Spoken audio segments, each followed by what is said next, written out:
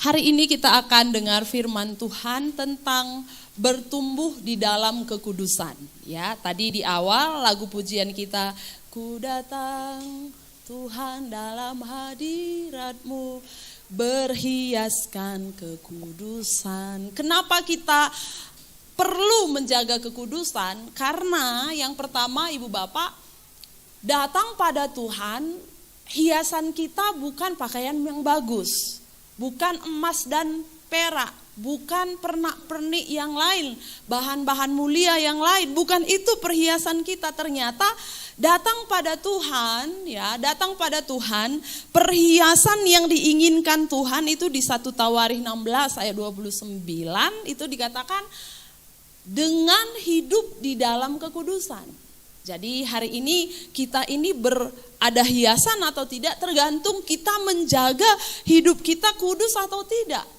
Nah, lalu kenapa kita harus menjaga kekudusan? Ternyata kekudusan itu juga adalah senjata untuk memperoleh masa depan yang baik. Saya selalu percaya dan hanya percaya di dalam Yesus saja ada masa depan yang baik. Walaupun di dalam dunia ini begitu banyak yang menjanjikan, tapi saya hanya percaya di dalam Yesus saja kita bisa punya masa depan yang baik. Dan orang yang menjaga kekudusan yang bisa mendapatkan masa depan yang baik. Saudara tentu tidak akan sulit untuk memikirkan, mengingat sekarang kalau ada orang yang selama ini kami ingat dia hidupnya mengganggu orang, suka ambil barang orang lain, meresahkan masyarakat, atau bahasanya kita sekarang itu selalu disebut nggak jadi berkat. Nah itu ya sering kalau bahasa orang gereja itu nggak jadi berkat. Ibu bapak pasti dengan mudah temukan dia nggak punya masa depan. Kenapa? Hidupnya memang jahat. Firman Tuhan bilang tidak ada masa depan bagi orang yang jahat. Walaupun sekarang bisa kelihatannya masih baik-baik saja, itu hanya tunggu waktunya Ibu Bapak. Makanya menjaga kekudusan adalah senjata untuk memperoleh masa depan yang baik. Lalu ada satu hal penting yang harus kita terus ingat di dalam hidup kita, tanpa kekudusan tidak ada seorang pun yang akan melihat Allah. Saudara mau jumpa dengan Allah satu saat? Amin ya. Kita mau berjumpa dengan Tuhan, kita mau bersama-sama dengan Tuhan, dan firman Tuhan berkata, tidak ada seorang pun yang bisa melihat Allah tanpa menjaga kekudusan. Makanya kalau orang yang mencuri tidak akan pernah merasakan hadirat Allah di sana karena nggak jaga kekudusan. Orang yang berzina tidak akan pernah merasakan hadirat Allah di sana. Kenapa? Tidak ada kekudusan. Kenapa saudara bisa mengalami kuasa Tuhan di gereja? Karena di sana kita fokus pada Tuhan, di sana kita berusaha tinggalkan segala kejahatan, tidak ada pencurian di sana, tidak ada maki-memaki di sana, tidak ada perselisihan di sana, makanya kita bisa melihat Allah. Melihat Allah yang saya maksud adalah melihat secara rohani, melihat Dia di dalam hadiratnya. Jadi begitu penting menjaga kekudusan ini, sehingga saya pikir ini harus menjadi poin yang serius dalam hidup kita. Bertumbuh dalam iman penting. Kita harus bertumbuh dalam iman. Iman kita harus selalu menanjak. Tapi ada satu hal yang lebih penting Ibu Bapak, bertumbuh dalam kekudusan. Kekudusan kita harus selalu naik level. Kita harus semakin hari menjaga kekudusan kita. Mungkin mulai di hati Ibu Bapak bertanya begini, bagaimana caranya aku hidup kudus? Aku manusia yang terbatas, banyak kekuranganku. Kadang-kadang untuk diriku saja aku lupa karena terbatasnya aku. Kadang-kadang kita harus jadwal minum obat pun lupa karena banyak sekali yang perlu diingat. Saudara kadang-kadang mau pergi naik angkot, ongkosnya lupa. Saudara pernah begitu? Sampai di angkot, uangku tinggal. Itulah karena terbatasnya kita. Kadang-kadang ke gereja kolektenya tinggal. Wah mana ini? Ada kolekte, pinjam dulu sama teman ya kan, pinjam dulu. Karena terbatas. Nah itu merugikan kita, kadang-kadang masak lupa taruh garam. Udah selesai dimakan, apa yang kurangnya? Lupa ngasih garam. Itu memang karena kita terbatas Bapak Ibu. Kadang-kadang karena terbatasan kita, bukan hanya kita yang rugi, orang lain pun rugi kita buat. Kadang-kadang karena terbatas, perkataan kita melukai orang, kita nggak sadar. Karena terbatas, hidup kita membuat orang merasa dirinya direndahkan. Kadang-kadang kita nggak tahu, kadang-kadang kita nggak sadar. Orang merasa direndahkan hidupnya padahal kita biasa saja. Tapi kadang-kadang kita tahu juga, iya kan? Saya pikir alangkah baiknya kalau kita tahu, ayolah minta maaf. Ya, minta maaf lah ya. Aku tadi enggak lah begitu maksudku merendahkan kamu, enggak ada. Tapi begitu yang aku minta maaf. Nah, itu the power of minta maaf itu luar biasa ya. The power, kekuatan minta maaf. Makanya Adam dan Hawa itu panjang lebar masalahnya karena enggak mau minta maaf. Adam adalah manusia pertama yang Tuhan tanya, kenapa Adam, di mana engkau? Apa jawab Adam? Jadi enggak kami?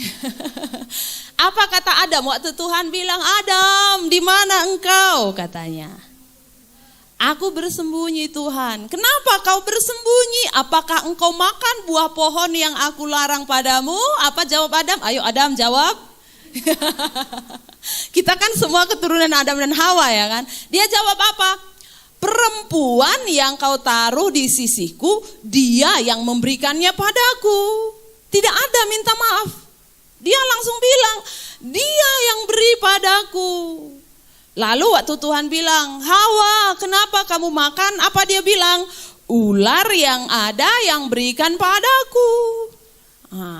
Tuhan tahu kalau tanya ular kenapa pasti dia cari lagi alasan ini. Tuhan gak tanya lagi sama ular.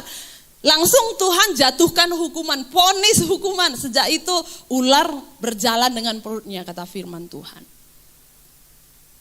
Kalau sekarang, zaman sekarang pun banyak sekali anak Tuhan. Gengsi minta maaf. Masalah rumah tangga kadang-kadang jadi panjang lebar karena gak mau minta maaf. Minta maaf, maaflah aku, salah aku. Maaf ya, salah aku. Itu sederhana sekali. Saya ingat nih hari Rabu tadi, waktu kita pulang itu yang beberapa jemaat juga ikut acara di Jambur Taras. Kami mau pulang karena padat mobil. Bapak Yosefin selalu lihat ke kanan karena mau putar mobil ini. Sementara dari dalam pun Jambur itu ada mobil juga sudah berdiri di depan gerbang. Jadi udah tunggu-tungguan gitu. Tunggu kita keluar dulu baru mereka bisa keluar. Nah karena sibuk selalu lihat kanan, gak lihat lagi ada di depan. Tiba-tiba ada ibu-ibu naik kereta, tiba-tiba udah berdiri, udah stand di di depan mobil. Nah kami gak nampak, aku pun gak nampak, semua kami yang di mobil gak nampak. Jadi Bapak Yosefin ini dengan santai dia putar mobilnya, serap, teriak dia, woi, terkejut kami. Udah woi pun Bapak Sopin masih putar juga, serap, tumbanglah ibu-ibu dengan keretanya sambil teriak gemetaran dia. Saya pikir inilah bedanya perempuan sama laki-laki. Kadang kita kalau mau masuk perempuan ini kan mau masuk aja, nggak peduli ada mobil situ, pokoknya aku mau masuk. Nggak peduli aku ada jalan atau nggak, pokoknya aku mau sini gitu. Pasti dia masuk pun nggak bisa karena memang ada mobil di depannya. Jadi itu yang selalu kami ingat. Nah apa yang kami lakukan, dia udah mau marah karena kami tahu juga ini entah siapa, kami nggak kenal memang. Akhirnya Bapak Yosefin turun, dia bilang maaf ya kak. Maaf ya kak, gak kulihat tadi, aku pun turun, maaf ya kak, apa andu sakit? Gak ada apa aku pun sakit. Nah karena ada minta maaf duluan. Dia bilang gak ada apa aku pun sakit. Gemetaran aku, gir aku, gue terus motor kene deh aku katanya, udah di bawah aku tadi. Maaf ya kak, kami gak lihat, fokus kami ke kanan, kakak tiba-tiba ada, kami gak nampak sama sekali. Iyalah kak, gak apa-apa, kami antar kamu ke rumah dulu ya kak, kalau udah gemetar kami bawa kereta dulu jalan kita. Akhirnya kami antar ke rumahnya dan jalan sampai rumahnya, dia bilang, bujur ya, merandal kelkeina, terima kasih ya. Kenapa bisa begitu baik-baik? Karena gak pertahankan. Coba kalau misalnya, kamu ngapain kamu di situ, udah tahu jalan gak jalan dulu. Gak harusnya kamu di situ. Nah, jadi panjang lebar, jadi belajar ya, minta maaf itu kekuatan. Coba yang samping kiri kanannya bilang, minta maaf itu kekuatan. Jangan gengsi minta maaf ya, jangan gengsi. Itu menyelesaikan masalah ya. Nah kita kembali, dapatkah aku hidup kudus? Bagaimana aku hidup kudus? Ibu bapak pasti di sini kita kebanyakan petani ya, tanam apapun kita, biasanya yang pertama kita lakukan kita bersihkan tempatnya, lalu kita gemburkan tanahnya kalau bisa, lalu kita cari bibitnya, lalu kita tanam bibit itu, lalu kita pikirkan pupuknya, kita taruh pupuknya. Setelah itu semua kita ibu bapak tahu bahwa yang akan membuat dia bertumbuh adalah Tuhan. Bagian kita adalah bersihkan rumputnya, siangi rumput-rumputnya, tanamkan bibitnya, kasih pupuknya. Setelah itu Tuhan yang akan membuat dia bertumbuh, begitu ya. Kita semua tahu itu. Ya udah, makanya kita bilang Tuhan nanti yang membuat. Aku udah lakukan bagianku, Tuhan yang lakukan bagiannya. Dalam hidup kita pun begitu. Hidup kudus itu tidak serta-merta celing kudus. Tiba-tiba jadi kudus, nggak bisa. Itu semua ada yang namanya proses pertumbuhan, semakin kudus, semakin kudus, semakin kudus, semakin kudus. Itu yang namanya bertumbuh. Dan seperti petani yang tahu bahwa ada bagiannya dan ada bagian Tuhan, sama dengan kita. Ada bagianku, ada bagian Tuhan. Ada bagianku untuk membuat aku kudus. Ada bagian Tuhan yang akan menguduskan aku. Aku gak pernah bisa menguduskan diriku. Sama dengan kol, gak bisa membuat dia bertumbuh besar sendiri. Ada Tuhan yang memberi pertumbuhan. Aku gak pernah bisa menguduskan diriku sekuat apapun aku, sebaik apapun aku, sebanyak apa aku doa puasa, berdoa sebanyak apa, aku gak bisa kuduskan diriku. Bagianku adalah ku jaga diriku seperti menyiangi tadi, ku kasih pupuknya, setelah itu aku berserah sama Tuhan. Tuhan, Engkau yang punya rahmat dan kasih karunia. Engkau yang sanggup menguduskan aku, Engkau yang sanggup menyucikan aku. Intinya aku mau datang sama Tuhan karena Tuhanlah sumber kekudusan yang sebenarnya. Jadi datang sama Tuhan, Tuhan yang memberikan, melayakkan, mengkuduskan kita. Kita mau buka dulu Alkitab kita, 1 Petrus 1 ayat 15 sampai 16. 1 Petrus pasal 1 ayat 15 sampai 16.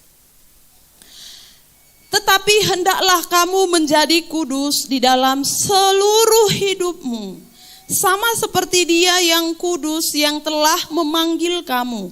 Sebab ada tertulis, kuduslah kamu sebab aku kudus.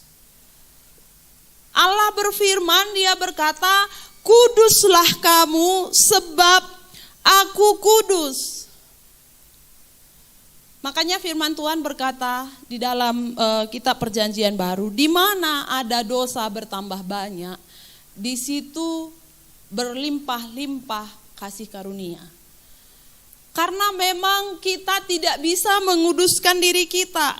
Kita ini memang bibitnya ada dosa. Kita memang dilahirkan dan di dalam setiap kita ada potensi dosa.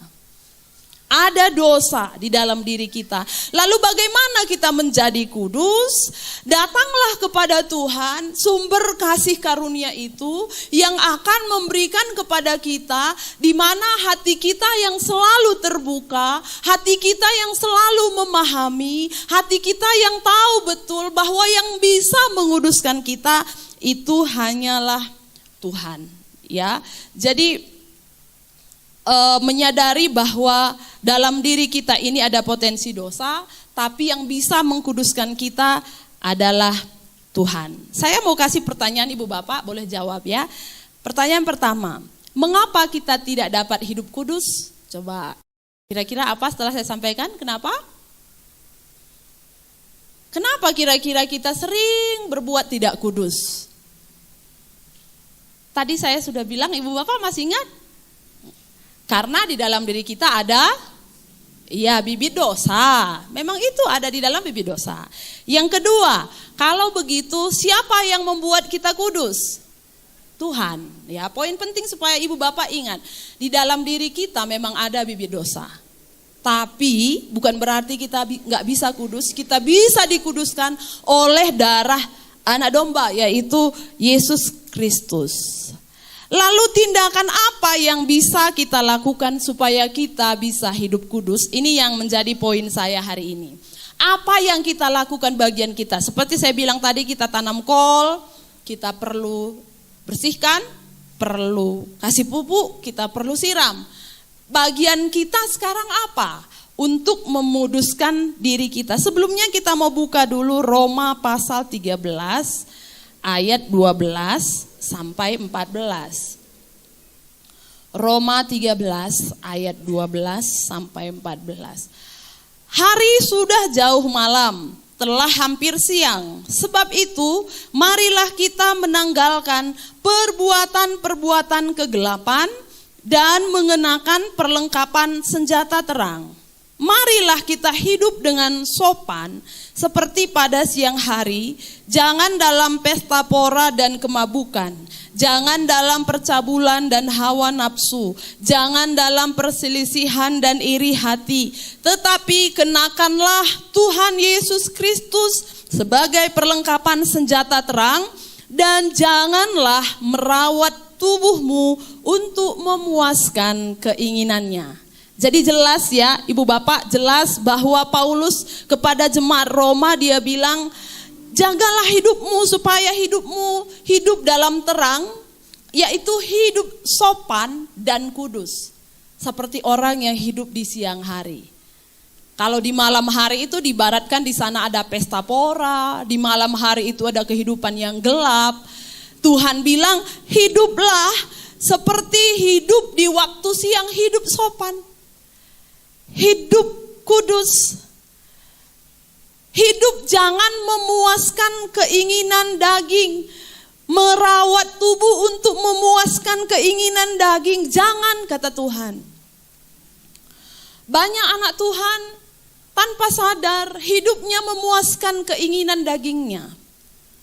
Banyak juga anak Tuhan datang beribadah, fokusnya menyenangkan keinginan dagingnya. Banyak orang datang pada Tuhan, beribadah di sini, fokusnya bukan Tuhan, tapi memuaskan telinganya saja, memuaskan intelektualnya saja, memuaskan matanya saja. Apa yang perlu kulihat di sana? Dan Tuhan bilang, jagalah kekudusanmu. Hendaklah sidang jemaat Tuhan, kita semua di sini, fokus kita adalah fokus yang benar-benar di mana kita mau nikmati Tuhan, mengalami Tuhan, hidup sopan dan kudus. Kita mau sama-sama cek, Ibu Bapak, di mana letak kekudusan kita sekarang? Dengan beberapa pertanyaan yang saya sampaikan, Ibu Bapak jawab di hati masing-masing.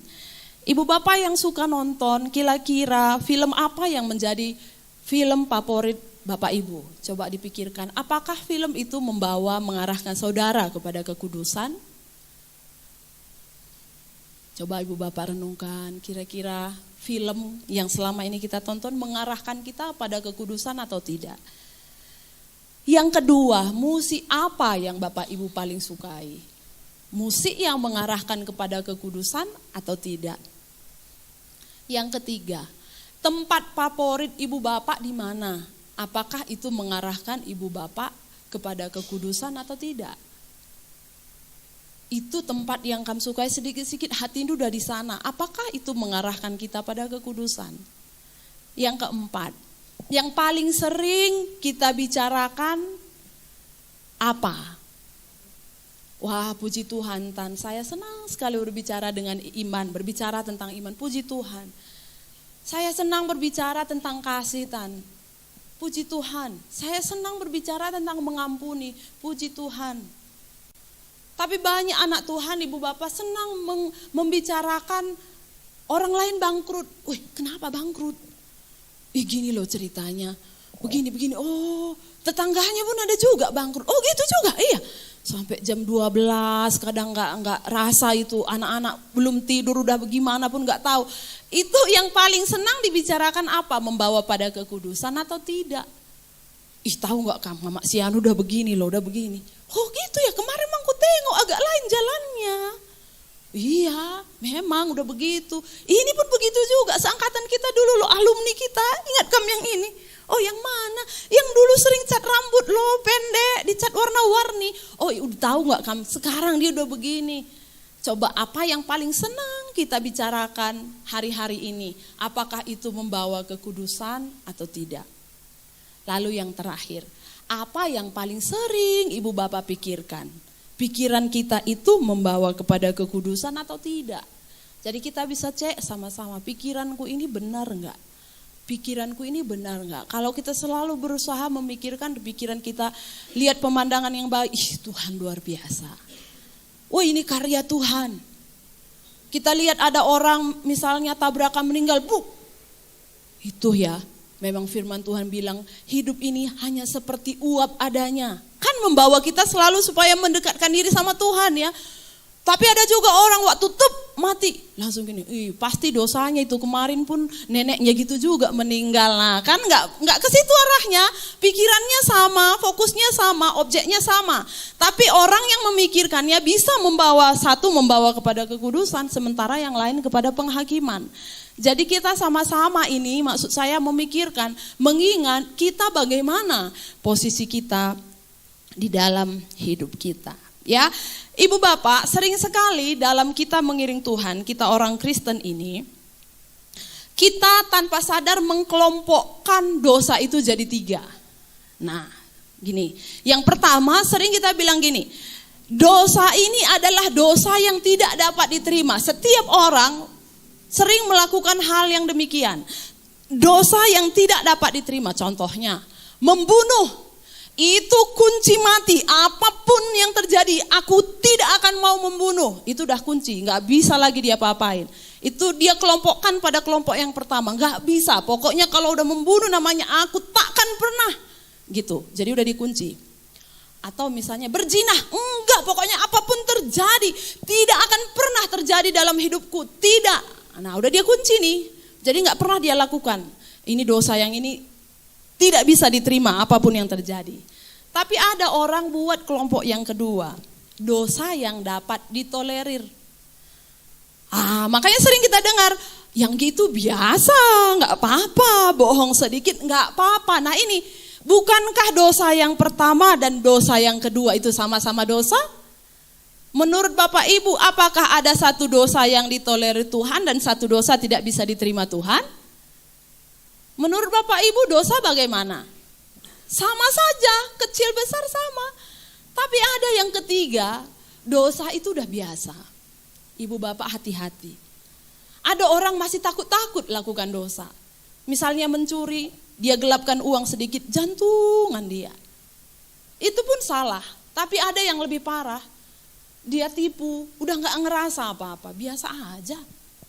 Datang beribadah ke gereja, gak apa-apa, itu kemarin biasa aja kan, cuma nyuri sedikit, nipu sedikit, bohong sedikit. Padahal di mata Tuhan semua dosa tetap dosa. Baik dosa yang kita anggap dosa biasa, dosa yang dapat dipahami, diterima dengan alasan-alasan tertentu, atau yang dosa menurut kita dosa yang tidak dapat diterima. Bagi Tuhan ya dosa tetap dosa. Yang perlu kita lakukan adalah terus bagaimana melatih hidup kita, terus membuat hidup kita belajar bertumbuh di dalam kekudusan, di dalam Tuhan. Jadi kalau begitu kita mau masuk kepada poin penting hari ini. Bagaimana aku hidup di dalam kekudusan? Ya, kita buka kembali di 1 Petrus pasal 1 ayat 13. 1 Petrus pasal 1 ayat 13.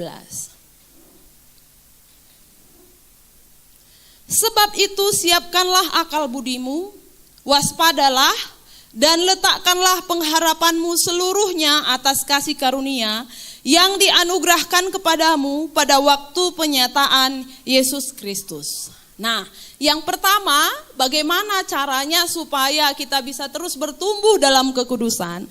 Yang pertama, matikan manusia lama. Saya bilang tadi di dalam diri kita, dalam tubuh yang lama saya sebut bahasanya begitu, memang terkandung dosa. Bagaimana caranya matikan manusia lama? Bagaimana mematikannya Tan, kan gitu. Saya juga mau matikan, saya pusing 7 keliling, saya udah gak bisa. Saya pun gak suka dengan sifat saya. Saya semalam berpikir bagaimana cara mematikannya. Sederhana saya berpikir, jangan kasih makan. Kampun kalau nggak dikasih makan, seminggu mungkin masih hidup. Tapi tunggu beberapa hari lagi, pasti akan inna ilahi. Jangan kasih makan.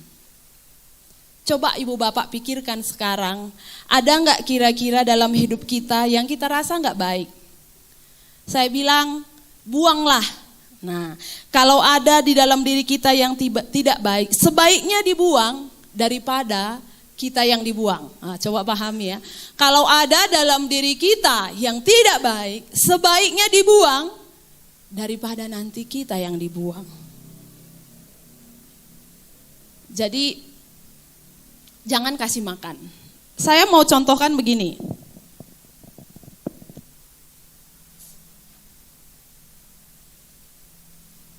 Nah, Bapak lihat gelas saya, airnya bersih atau tidak? Bersih ya. Ibu bapak saya tadi udah taruh ini di dalam ada apa ini? Bahan makanan sebenarnya nggak tahu apa namanya ya. Ditaruh tadi ke dalam. Maksudku begini, ini gelas saya ini bisa kelihatan bersih karena saya nggak aduk, karena saya nggak lakukan apa-apa, saya diamkan, saya matikan dia, saya nggak taruh apa-apa, saya nggak goncang-goncang, saya nggak beri pertumbuhan, saya nggak beri gerakan kepada dia, makanya dia kelihatan bersih, padahal di dalam ada.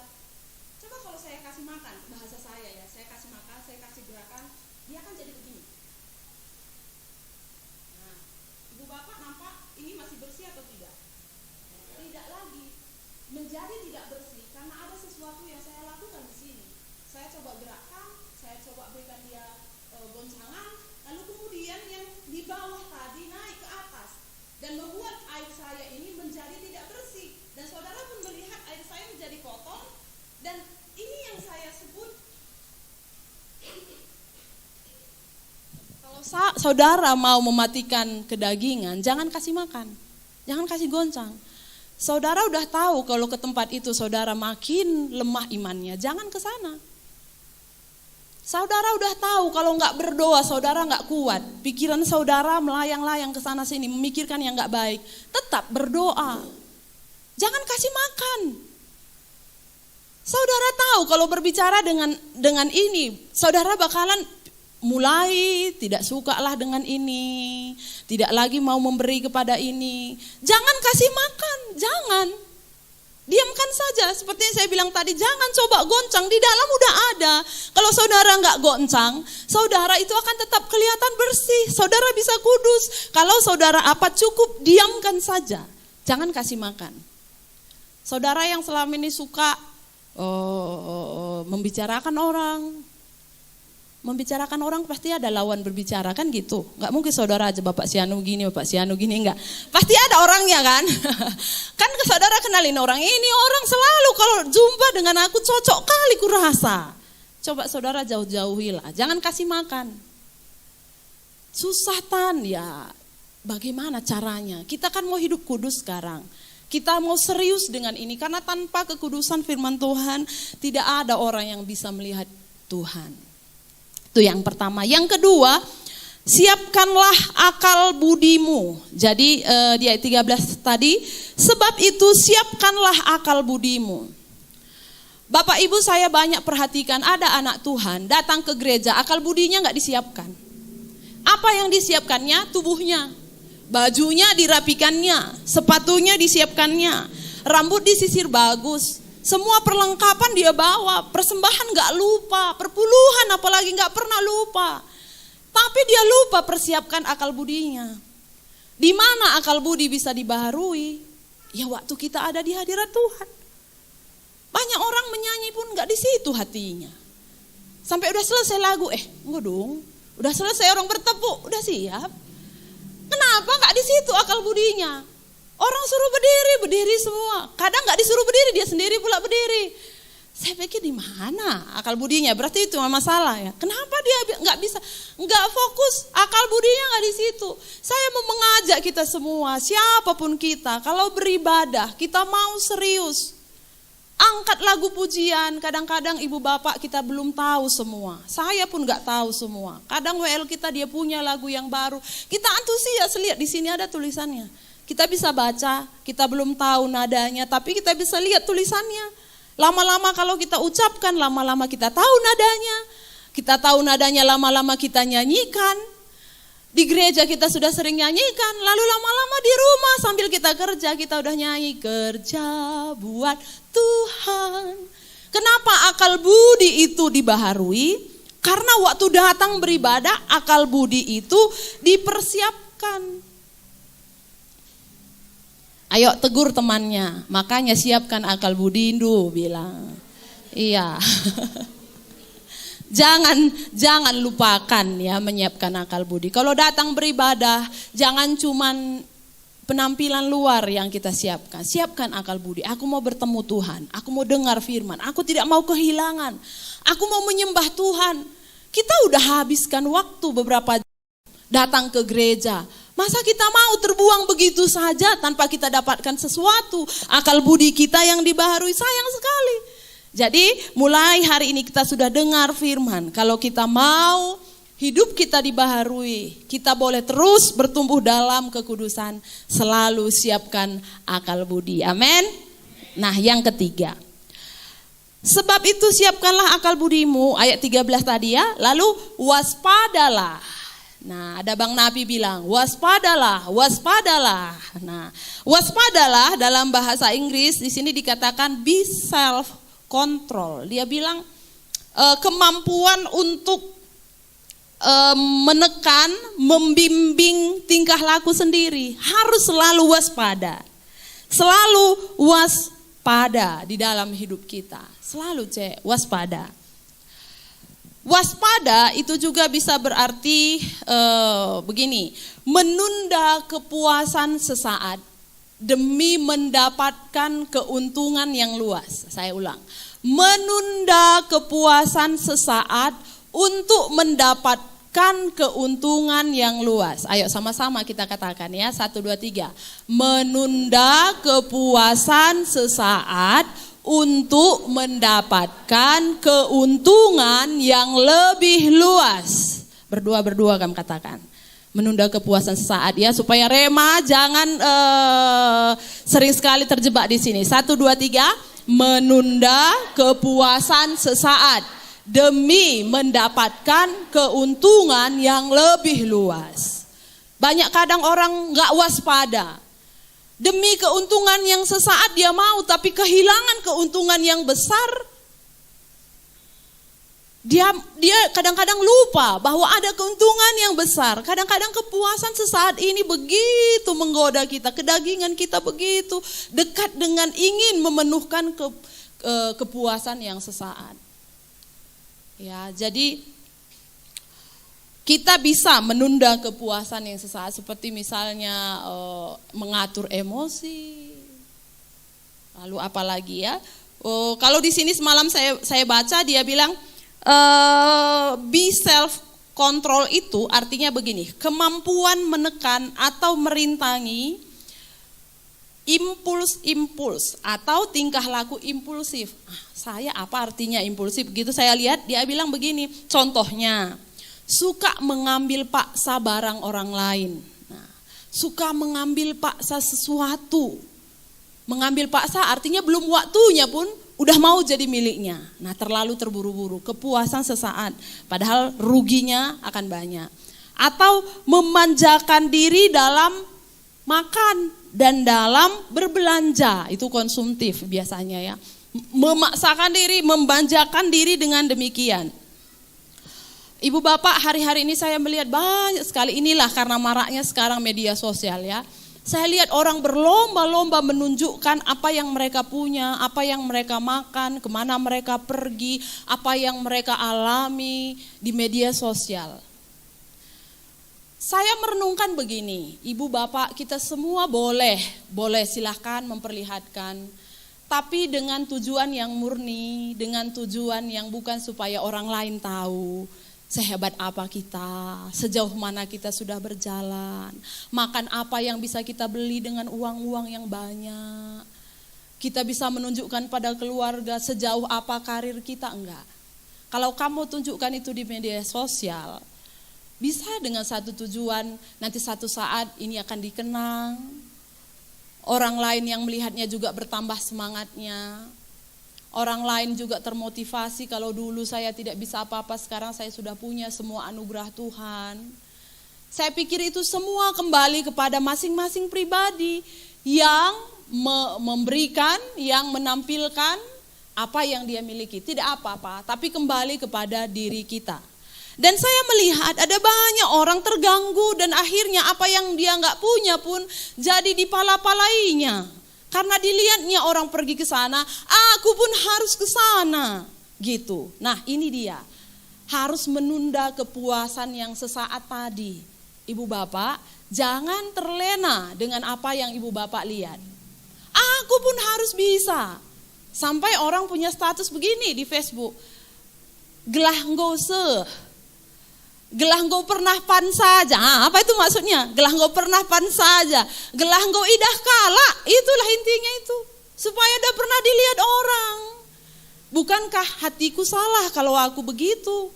Bukankah itu aku sedang gak bisa menunda kepuasan sesaat tadi supaya dilihat orang, aku ini seperti ini. Hati-hati. Kalau di zaman dulu enak sekali rasanya, ya gak banyak tantangan kayak kita. Tapi kalau kita sekarang banyak sekali tantangan. Dari mata kita lihat di mana-mana banyak sekali tantangan yang berusaha membuat keinginan daging ini, potensi-potensi bibit-bibit dosa tadi dia makin bertumbuh, makin besar. Tapi hari ini firman Tuhan ingatkan kita semua, ayo kita semua harus jaga kekudusan. Jaga kekudusan hati, jaga kekudusan pikiran, jaga kekudusan dalam tindakan, jaga kekudusan dalam perkataan, dan harus bertumbuh. Kekudusan kita harus semakin bertumbuh, semakin bertumbuh, semakin bertumbuh. Ada lagu lama yang berkata, tambah hari tambah cinta Yesus, tambah hari tambah benci dosa. Itu dia kakak beradik. Kalau udah tambah hari tambah benci dosa, berarti tambah hari kekudusannya makin bertambah. Kalau tambah hari makin gak suka dosa, berarti tambah hari pasti kekudusannya makin tinggi. Dan hari ini kita sudah dengar firman Tuhan. Sama-sama kita semua hari ini sudah dengar bahwa bagaimana betapa pentingnya kita menjaga kekudusan. Kerinduan saya dan doa saya bagi kita semua ibu bapak, mulai hari ini menjaga kekudusan adalah hal yang sangat penting, hal yang serius. Benci pada dosa adalah hal yang sangat penting. Nomor satu dalam hidup kita. Berusaha memikirkan kekudusan hidup kita bersama-sama. Baik yang bapak-bapak, mama-mama, anak muda, kita semua menjadi jemaat yang menjaga kekudusan. Hidup di dalam kekudusan, mengejar kekudusan. Sehingga kekudusan itu menjadi perhiasan kita. Kekudusan itu menjadi senjata kita mendapatkan masa depan. Dan kekudusan itu yang akan kita membawa berjumpa dengan Allah kita. Haleluya.